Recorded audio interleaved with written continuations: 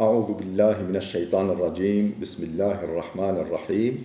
Elhamdülillah ve salatu ve selamu ala Resulillah. Aldanan insan ve ilahi bir ikaz. Ey insanlar! Rabbinizden korkun. Ne babanın evladına ne de evladın babasına hiçbir yardımda bulunamayacağı günden sakının. Şüphesiz ki Allah'ın vaadi haktır. O halde sakın sizi dünya hayatı aldatmasın ve o çok aldatıcı garur da sizi sakın Allah ile aldatmasın. Ey insanlardaki sesleniş kafir mümin, münafık olmak üzere herkesedir. Kafir inkardan vazgeçip imanı kazanmak suretiyle, mümin imanında ve salih amelinde sebat etmekle, münafık ise gerçek imana ermek ve amelinde samimiyeti elde etmekle sakınacaktır. Kıyamet gününden korkmak, o günün sahne olacağı diriliş, mahşer yani toplanış, hesap, mizan yani terazi, sırat ve cehennemden korkmaktır. Bir kimsenin en yakını anne, baba ve çocuklarıdır. Hiçbir arkadaş, lider, manevi mürşit vesaire bunlar kadar kişiye yakın ve yardımcı olamaz. Hal böyleyken diriliş günü baba ile oğul bile birbirine yardım edemeyecektir. Baba oğlunun günahlarına karşılık kendisinin cezalandırılabileceğini söyleme cesaretini bulamayacak. Oğul da babasının yerine cehenneme atılabileceğini söyleyemeyecektir. Baba ile oğul birbirine yardım etmezken bir kimse orada başka biri için bir şeyler yapabileceğini nasıl iddia edebilir?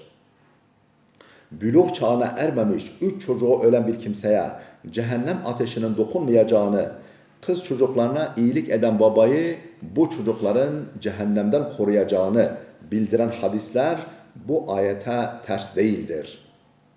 Çünkü o hadislerden maksat çocuğun ölümüne sabretmenin, kız çocuklarına şefkat göstermenin, onları güzel bir terbiye ile yetiştirip büyütmenin, kişiyi cehennem ateşinden koruyacak salih ameller olduğundandır. Allah'ın vaadi haktır. Buradaki vaattan maksat Allah'ın öldükten sonra dirilişin gerçekleşeceğine, yapılanların karşılıksız bırakılmayacağına ilişkin vaadi ve baba ile evladın bile birbirine fayda veremeyeceğine ilişkin vaadi olabilir. O halde sakın sizi dünya hayata aldatmasın. Bu aldatma çok çeşitli şekillerde olup kişiden kişiye değişir.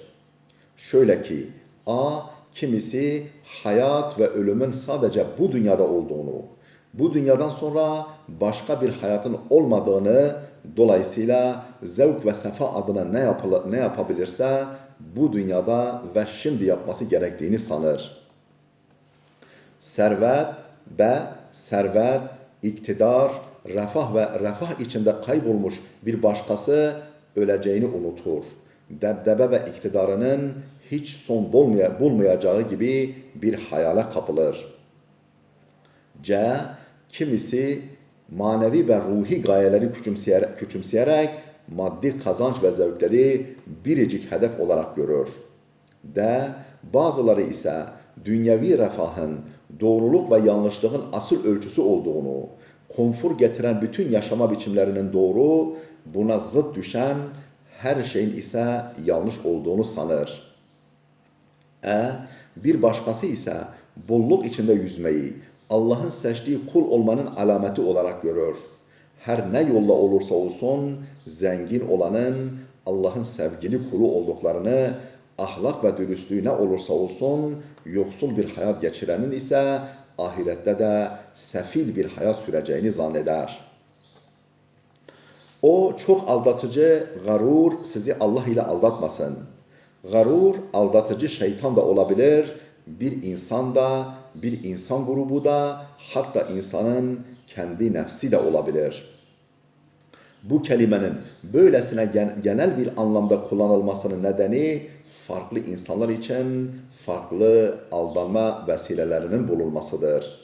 Bir şahsı doğru yoldan yanlış yola sevk etmek üzere ayartıp aldatan vesile ve vasıtalar o şahsın özel durumuna uygun düşen garuru olmaktadır. Bir kimseyi Allah ile aldatmak ifadesi de sayısız aldatma türlerini içeren kapsamlı bir ifadedir.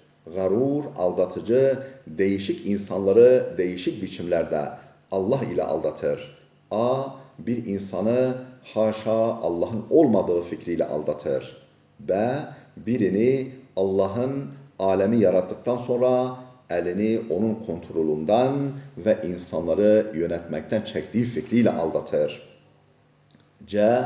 Birini Allah'ın bazı seçkin kulları vardır. Eğer onların yakınlığını kazanırsanız ne yaparsanız yapın affınız garanti diyerek aldatır. D.